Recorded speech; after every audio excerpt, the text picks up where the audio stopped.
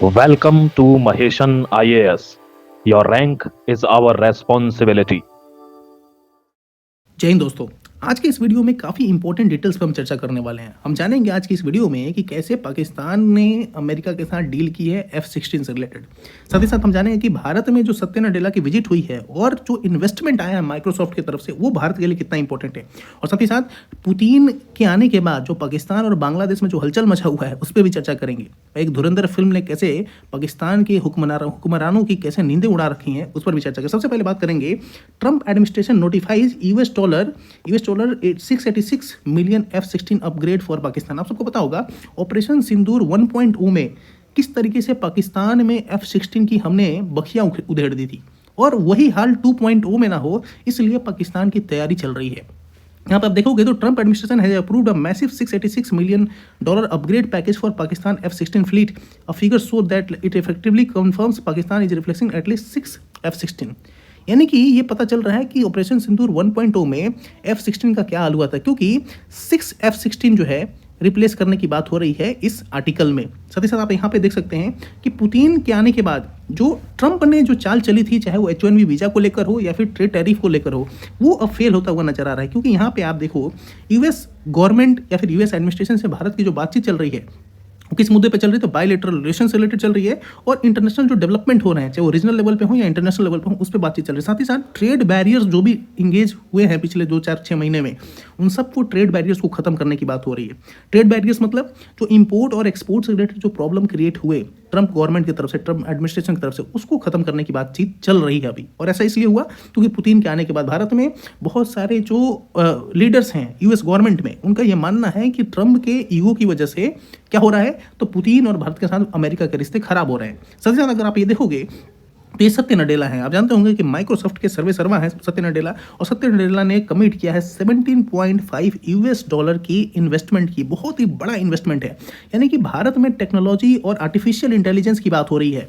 और यहाँ पे अगर पाकिस्तान में चले जाओगे तो पाकिस्तान वाले अभी भी युद्ध लड़ने की तैयारी कर रहे हैं। यानी कि अगर F-16 को वो अपने फ्लीट में अगर इंक्लूड कर रहे हैं, इसे ये दिखाता है कि उनकी नाकामी 1.0 में दिख गई है पूरी दुनिया को। और इससे अगर बचना है तो 2.0 में थोड़ा तो उनको लड़ना पड़ेगा, क्योंकि 1.0 में उनकी बिना लड़ाई के ही भारत ने आसानी से ये जीत हासिल कर ली थी। अगर आपको बताने वाला हूं, एक ये फिल्म आई है धुरंधर, ये धुरंधर फिल्म ने मतलब हुक्मरान हैं जितने भी पाकिस्तान के, उनकी नींद उड़ा रखी है। आपने देखा होगा विराट कोहली ने क्रिकेट के मैदान में किस तरीके से पाकिस्तान के जो प्लेयर्स हैं उनकी हालत खराब कर रखी थी, उसी तरीके से एक फिल्म ने जो है वो हालत खराब कर रखी है। ऐसा मैं इसलिए कह रहा हूँ तो यहाँ पे आप देखो ट्विटर हैंडल ये क्या कहता है, ये कहता है कि जितने भी गल्फ कंट्रीज हैं उन सब में, चाहे वो बहरीन हो, कुवैत हो, ओमान हो, सऊदी अरेबिया हो या फिर यूएई हो, इन सब ने क्या किया है, इस फिल्म पे बैन लगा दिया है। और कारण क्या बताया है, एंटी पाकिस्तान कंटेंट। अगर आपने देखा होगा IC-814 या अजीत डोभाल का जो कैरेक्टर माधवन जी ने एक तरीके से पोर्ट्रे किया है इस फिल्म में, वो दिखाता है IC-814 हाईजैक सीन में कि अजीत डोभाल भारत माता की जय बोलते हैं और वहाँ पे जो पैसेंजर होते हैं वो भारत माता की जय का नारा नहीं लगाते हैं। और वहीं पे एक व्यक्ति खड़ा होता है, एक टेररिस्ट रहता है जो कहता है कि हिंदू बहुत ही डरपोक कौम है। आप देखो कि भारत में भी कुछ लोग ऐसे होते हैं जो भारत में रहकर ही भारत के खिलाफ कुछ स्टेटमेंट ऐसे देते हैं या फिर कुछ साजिशें करने लगते हैं। जैसे कि यहाँ पे कुछ व्यक्ति हैं जो क्या कर रहे हैं कि इस फिल्म को क्रिटिसाइज कर रहे हैं ये कहते हुए कि ये चीप फिल्म है बॉलीवुड का। लेकिन शायद इन्होंने इस फिल्म को उस राष्ट्र भक्त के नजरिए से इन्होंने नहीं देखा, वो नेशनलिज्म, वो पेट्रियोटिज्म फीलिंग के साथ ये नहीं देखा। शायद ही ये बातें उनको नहीं समझ में आएंगी।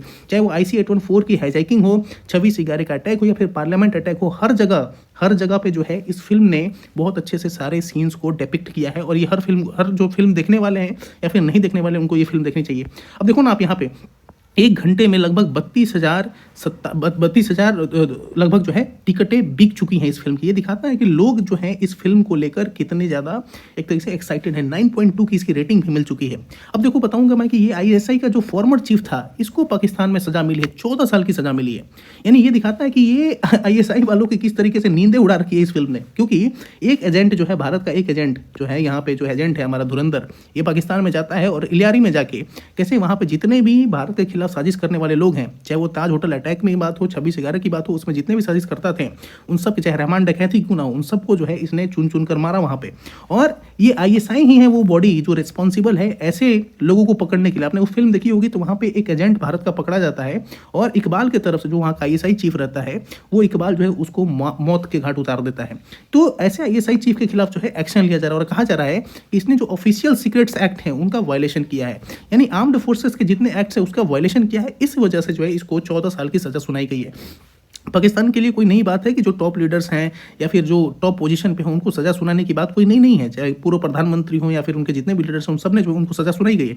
लेकिन ISI के चीफ को, ISI के डायरेक्टर को पहली बार ऐसा देखने को मिल रहा है कि सजा सुनाई जा रही है 14 साल की, यानी कि इंटर सर्विसेज इंटेलिजेंस जो एजेंसी है पाकिस्तान की, जो टॉप एजेंसी है ना, खुफिया एजेंसी है, जो इसमें 2019 से 2021 तक जो सर्व किया है फैज़ हमीद ने, इनको 14 साल की सजा हो गई है। यानी ये दिखाता है कि आसिम मुनीर के खिलाफ जाने वाला कोई भी व्यक्ति हो उसकी यही हाल होने वाली, क्योंकि इमरान खान के केस में हमने देखा कि इमरान खान को कैसे जेल में मरने के लिए छोड़ दिया गया है। यानी कि आसिम मुनीर का जो ये राइवल था और इसको भी जो है 14 साल के लिए ठिकाने पर लगा दिया गया है। अब यहाँ पे देखो आपको, Imran Khan could face death for treason for taking Pakistan army, यानी कि इमरान खान ने जो एक तरीके से आसिम मुनीर के खिलाफ बगावत जो की थी, आसिम मुनीर के खिलाफ जो आवाज़ उठाई थी, इसकी वजह से इमरान खान को भी डेथ जो है मिल सकता है, यानी कि इनको भी मौत की सज़ा मिल सकती है। और साथ ही साथ इनको हो सकता है या तो जेल में मार दिया जाए या फिर इनको सज़ा सुना के मार दिया। लेकिन इमरान खान अभी टारगेट पे है आसिम मुनीर के, ये जानने वाली बात है। द DGISPR, ये जो है DGISPR, इसका नाम है अहमद शरीफ चौधरी। और ये अहमद शरीफ चौधरी जो क्या है, ये आर्मी पर्सनल है। और आप देखो कि एक आर्मी पर्सनल कैसे एक पॉलिटिकल पर्सन के खिलाफ जो है स्टेटमेंट दे रहा है अपने पोजीशन पे बैठ के। आपने कभी देखा होगा किसी भी देश में, भारत के अगर एग्जाम्पल दूँ, भारत में कोई भी आर्मी पर्सनल हो, डिफेंस पर्सनल हो, वो पॉलिटिक्स में कभी भी इंगेज नहीं होता।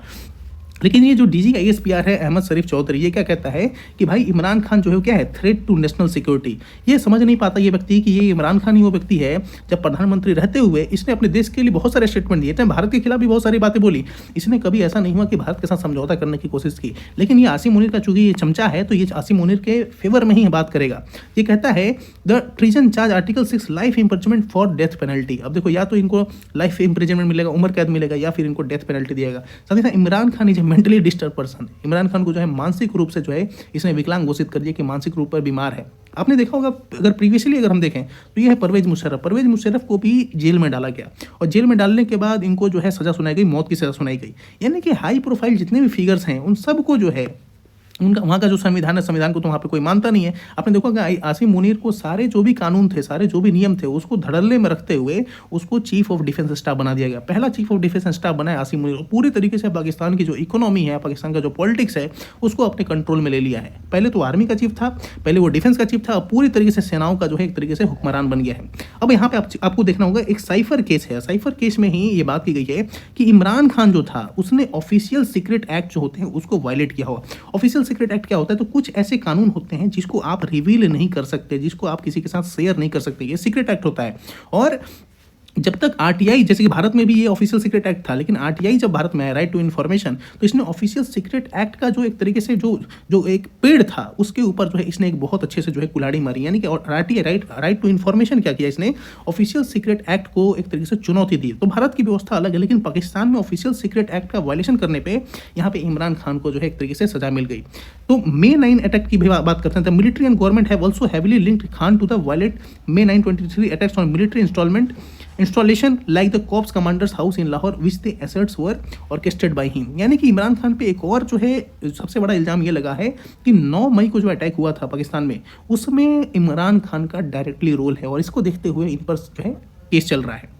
एक और चीज़ बताऊं, आसिम मुनीर फॉर्मली अपॉइंटेड है Pakistan first chief of defence staff. जब से ये first chief of defence staff बना है, पूरी तरीके से पाकिस्तान, चाहे पाकिस्तान तहरीक इंसाफ की पार्टी हो या फिर अदर जो भी लीडर्स हैं, जो भी पाकिस्तान के जो टॉप लीडर्स हैं, उन सब ने इसके खिलाफ अपोजिशन में आवाज़ उठानी शुरू कर दी है। यानी कि आसिम मुनीर के लिए सफ़र जो है वो आसान नहीं होने वाला है, क्योंकि एक व्यक्ति जो खुद को डिक्टेटर बनाने के राह पे चल रहा है, वो जाहिर सी बात है उन लोगों को पसंद नहीं आएगा जो शांति चाहते हैं, जो अमन चाहते हैं, जो लोकतंत्र की व्यवस्था में विश्वास रखते हैं। आपको मैं बताऊँगा बांग्लादेश में क्या हुआ। तो पाकिस्तान की बात थी, बांग्लादेश में क्या है। बांग्लादेश में हसीना को आपने देखा होगा, हसीना को मौत की सज़ा दे दी गई है। जब से हसीना को मौत की सज़ा दी गई है, उनके पार्टी पे भी बैन लगा दिया गया। ये है मोहम्मद यूनुस, और यूनुस का एकमात्र मकसद ये है हसीना को पूरी तरीके से अलग थलग कर देना। अलग थलग तो उसने पहले तो इसको देश से बाहर निकाल दिया। दूसरा, इसकी जो पार्टी है, हसीना की जो पार्टी है, पार्टी को भी पूरी तरीके से बैन लगा दिया है। इस Yunus regime Hasina 2.0 new data on killings reveals more of the same, यानी इसका मतलब क्या है कि कस्टडियल डेथ ज़्यादा हो रहे हैं। कस्टडियल डेथ के साथ साथ मोहम्मद यूनुस जो है वो चुन चुन कर उन व्यक्तियों को मार रहा है जो शेख हसीना के सपोर्टर्स हैं। ये मैं नहीं कर रहा हूँ, ये कह रहा है ह्यूमन राइट ग्रुप, है ना, सच एज अधिकार एक ह्यूमन राइट ग्रुप है और आस्क एक ह्यूमन राइट ग्रुप है। मानवाधिकार के ये लोग काम करते हैं। ये कहते हैं कि एक्स्ट्रा जुडिशियल किलिंग हो रही है और क्या हो रही है, कस्टडियल टॉर्चर हो रहा है। और किसके टाइम में हो रहा है, ये मोहम्मद यूनुस के टाइम हो रहा है। ये वही यूनुस है जो बात करता है लोकतंत्र की, जो बात करता है कि शांति व्यवस्था की, लेकिन ये नहीं देख रहा है कि एक्स्ट्रा जुडिशियल किलिंग और कस्टडियल डेथ जो है, कस्टडियल जो टॉर्चर है, इसके टाइम में बहुत ज़्यादा इंक्रीज हुए हैं। साथ ही साथ मैं अगर आपको बताऊं तो डेटा ऑन किलिंग जो है वो काफ़ी इंक्रीज हुआ है। जैसे कि यहाँ पे देखो at least 40 victims of extra judicial killing हुई है ना, और बहुत सारे विक्टिम जो है उनको जिंदा मार दिया गया, गोली मार दी गई, है ना, क्रॉस फायर में। तो ये जो रिपोर्ट आया, आस्क का जो रिपोर्ट आया, ये बता रहा है कि एक्स्ट्रा जुडिशियल किलिंग या फिर कस्टडियल डेथ हो, इनके नंबर में काफ़ी इंक्रीज हुआ है। समझ में आ रही बात। और the perpetrators remain in position of power, यानी कि जो परपेट्रेटर्स हैं, जो कल्पिट हैं, वो अभी भी अपने ओहदे पे बैठे हुए हैं। ये दिखाता है कि मोहम्मद यूनुस की जो एक तरीके से रिजीम है वो फेल हो चुकी है। Bangladesh national protest against Mohammad Yunus, पूरे जो बांग्लादेश में प्रोटेस्ट चल रहा है मोहम्मद यूनुस के खिलाफ, तो ये दिखाता है कि ये व्यक्ति भले ही उस पोजीशन पे बैठा हुआ है, लेकिन लोगों के मन में इसके खिलाफ अशांति है, लोगों के मन में इसके खिलाफ विरोध है और इसको झेलना पड़ेगा मोहम्मद यूनुस को। No election before reforms on India slams Yunus for Hasina party ban. अब देखो, हसीना तो एक व्यक्ति है, इसके खिलाफ आपने सज़ा जो है सुनाई, वहाँ के सुप्रीम कोर्ट ने सज़ा सुनाई, गवर्नमेंट ने पूरा सपोर्ट किया कि हसीना को पूरी तरीके से ख़त्म कर दिया जाए, लेकिन वहाँ की पार्टी जो है हसीना की, उसको बैन करना और उसको पॉलिटिकल अफेयर्स में इंगेज नहीं होने देना, ये मोहम्मद यूनुस का एक सोचा समझा रणनीति है, जो जिसमें पाकिस्तान और चाइना भी शामिल है और कुछ ना कुछ हाथ जो है अमेरिका के CIA का भी यहाँ पे देखने को मिलता है। यहाँ तक चीज़ें आपको आई थिंक सारी क्लियर हो गई होंगी। इस छोटे से वीडियो में मेरी कोशिश थी कि आपको हर डायमेंशन से हर चीज़ों को मैं आपको एक बार शेयर कर दूं। साथ ही साथ मैं आपको एक और वीडियो लाऊंगा जहां पे मैं आपको समझाऊंगा कि भारत जो है ट्रंप के साथ बात करके किस तरीके से ट्रेड जो बैरियर्स भारत पे लगाए गए थे उसमें रिलीफ लाने की कोशिश कर रहा है। क्योंकि आप सबको पता होगा कि हमारी इकोनॉमी जो है वो तो ग्रोथ कर रही है, हमारा GDP भी बढ़ रहा है, लेकिन अमेरिका के जो ये ट्रेड बैरियर लगाने की वजह से हमारी इकोनॉमी में जो थोड़ा असर पड़ा है उसको भी ठीक करने की कोशिश किस तरीके से भारत की सरकार कर रही है, या फिर मिनिस्ट्री ऑफ एक्सटर्नल अफेयर्स जो है एस जयशंकर जो हमारे मंत्री हैं वो क्या कोशिश कर रहे हैं, या फिर अजीत डोभाल जो हमारे NSA हैं वो क्या कोशिश कर रहे हैं, इन सब पर जो है एक वीडियो में लेकर आऊंगा। वो वीडियो को भी आप जरूर देखना, सारी चीजें क्लियर हो जाएंगी। Thank you so much for watching this video. मिलते हैं किसी और नए वीडियो में एक नए टॉपिक के साथ। Take care, have a good day.